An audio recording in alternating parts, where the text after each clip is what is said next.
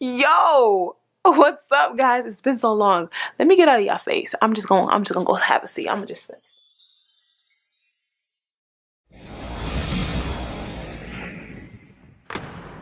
Welcome back to SPM Reboot, and for the reboot, you guys will be in for a treat. Now, my piece, Sincerely Leah, which is a piece from the point of view of my favorite biblical character, Leah.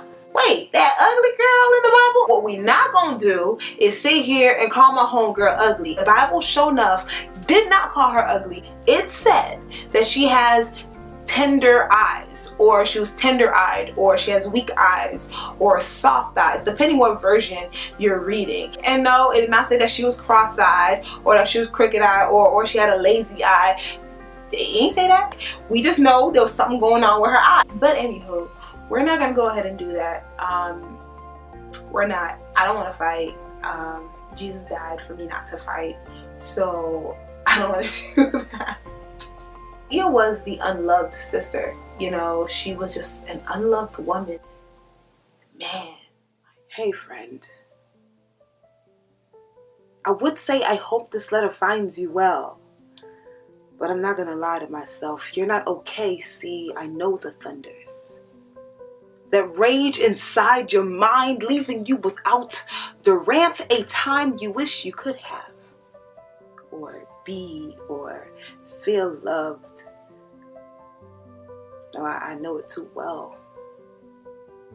I know how you're walking around with these mutant abilities of invisibility, wishing you could be a norm and not feel like you've been branded with an X. Man, I know they left you rogue, angered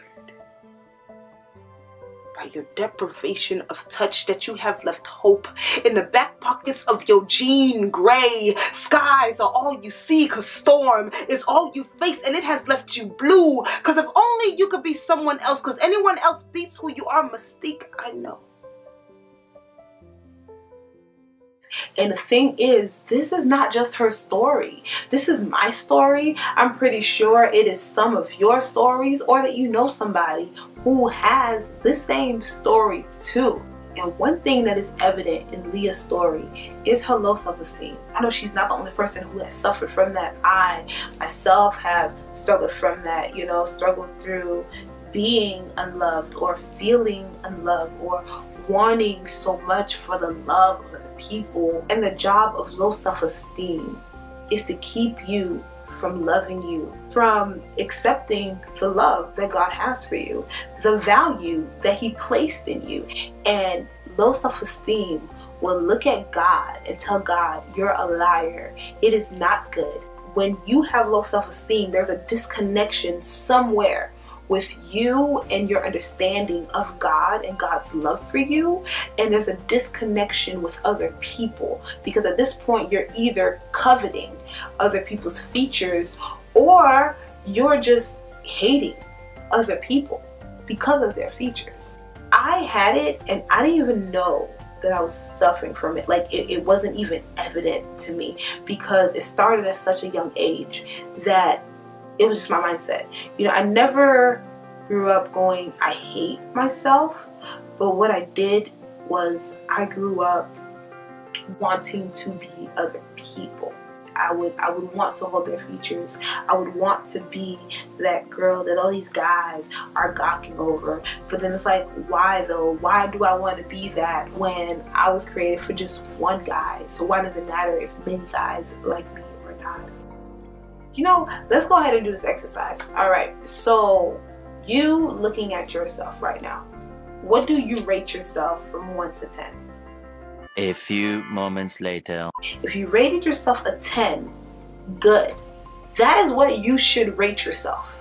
You should never be rating yourself anything less than a 10. The fact that you rated yourself anything less than a 10 is saying how there is a lack of contentment in the way God made you. Now, if you rated yourself anything less than a 10, you did so because you're thinking of what you think a 10 should look like, and you're looking at you going, I don't have those features.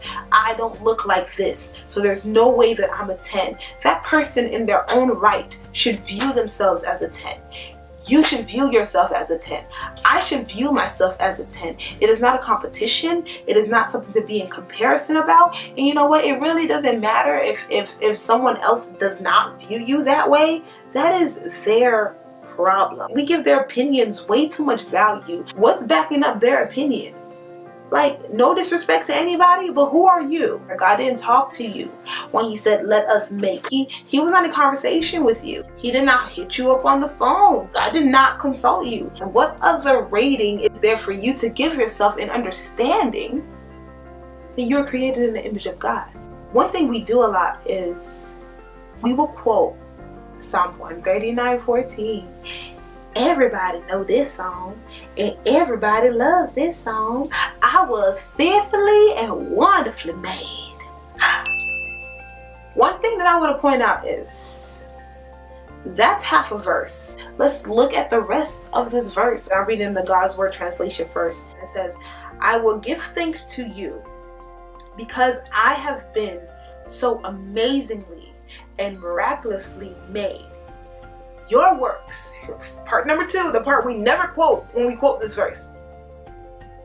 Your works are miraculous, and my soul is fully aware of this. The NIV version, I praise you because I am one. We don't quote that part either. Where's that part at?